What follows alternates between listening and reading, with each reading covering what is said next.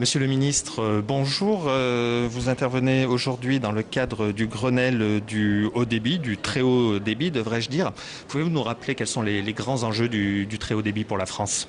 Le premier enjeu, c'est de permettre à nos concitoyens d'accéder à un certain nombre de services. On a besoin, pour pouvoir échanger des jeux vidéo, des données, d'éléments importants de débit. Et donc, il y a un enjeu qui est d'abord celui de nos concitoyens. Le deuxième, c'est celui de nos entreprises. Dans la mondialisation, elles ont elles aussi besoin du très haut débit pour s'insérer positivement dans la mondialisation.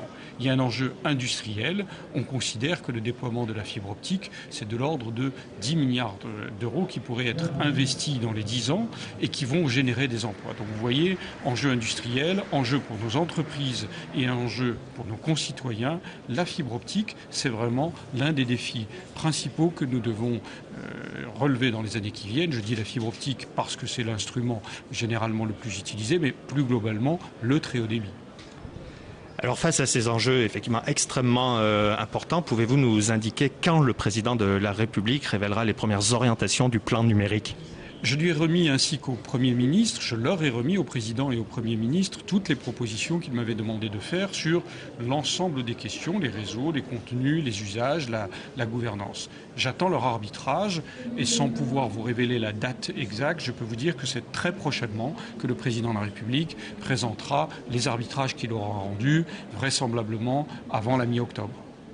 Alors un des nœuds figurés comme au propre d'ailleurs en ce qui concerne le déploiement du très haut débit, c'est le point de mutualisation.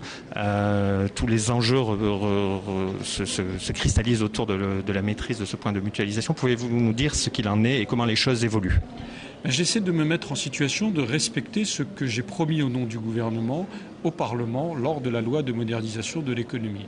Nous avons dit que tous les textes d'application des amendements qui ont été votés et qui demandent aux opérateurs de mutualiser, de donner toutes leurs informations, de mettre à la concurrence leurs infrastructures, que tous ces textes soient prêts avant la fin de l'année.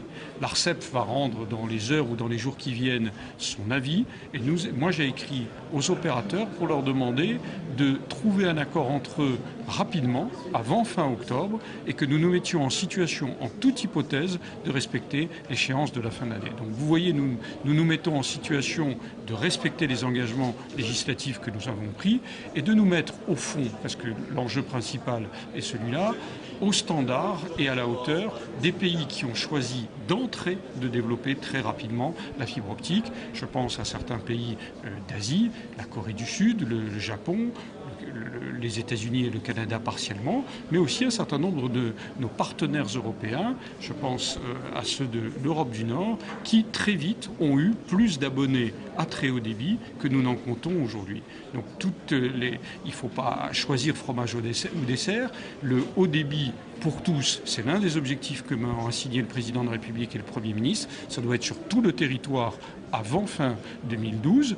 Et dans le plan numérique, il y aura des dispositions pour accélérer cela.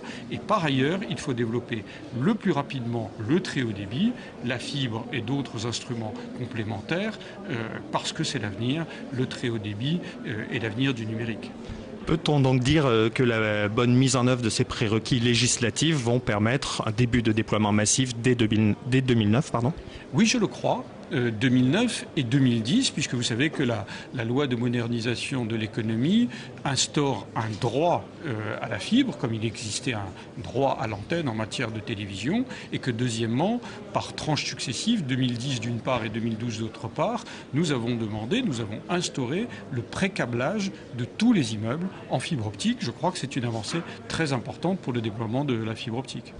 Monsieur le ministre, je vous remercie et rappelle que vous intervenez aujourd'hui dans le cadre du Grenelle du très haut débit. Merci beaucoup. Merci bien.